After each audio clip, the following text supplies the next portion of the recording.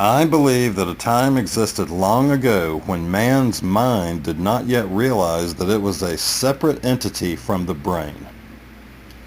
The brain and the mind peacefully coexisted as one.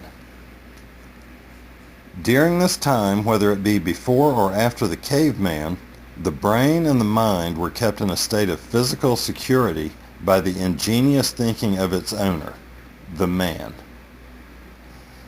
The man used thinking as a primitive tool in order to keep the body safe so that the brain could be secure and function properly. Primitive meaning that it was focused solely on the absolute necessities of the organism: food, water, and shelter. The brain needs complete physical security to operate at its highest level, and the man understood this. He understood that the brain had difficulty devising ways to secure food, water, and shelter, while he himself was under attack by his environment. So he must physically secure himself away from the possibility of attack. At some point during the evolution of man, the mind realized that it was, in fact, a separate entity, separate yet maintaining a vital connection to the brain, that it could move away from the brain yet still possess the knowledge of the brain.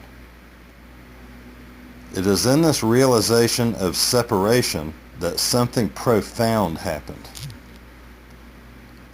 The mind decided that, as a separate entity, it must also require physical security in order to be free to function at its highest level. It was wrong.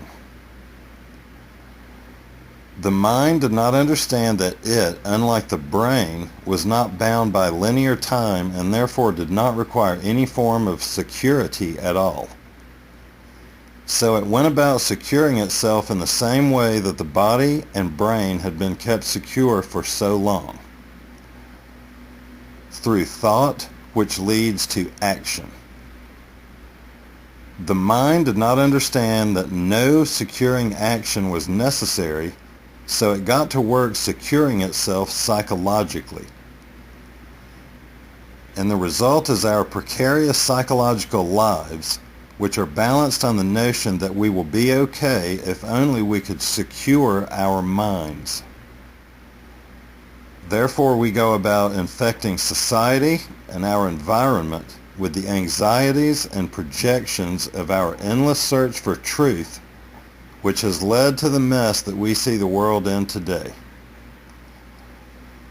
Politics, religion, nationalism, race, and status are all constructs set up by the mind so that it may feel secure.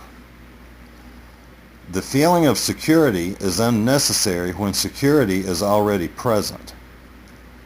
The mind did not realize that security was present because it had been conditioned through time to be part of the material world until its awakening that it was a separate entity. Therefore, the mind continued to believe in the need for physical security when in fact there was nothing physical or material to protect. The mind was conditioned to believe that it was bound by physical time through thought, as was the brain, and thusly bound itself psychologically by time through thought in the very same way as the brain. And now man's mind has conditioned itself for thousands or hundreds of thousands of years to be bound by time through thought. This has led to where we find ourselves today, living in a world which is defined by conflict, suffering, and pain. Why? Because conflict in the material world gives the mind false security. It gives the mind a cause, something to fight for and against when there is in fact no enemy. And unlike in the material world, a new conflict can begin immediately. The mind doesn't have to get physically prepared to start another war, and it does start a new war immediately because it has conditioned itself to this one and only task of self-psychological preservation. This is much like the computer in the movie War Games. The computer will restart the game until an appropriate conclusion has been reached, winning. And the only appropriate conclusion, since winning is not possible as there is no enemy, is total destruction, so that the game and the repetitive thought pattern may finally come to an end.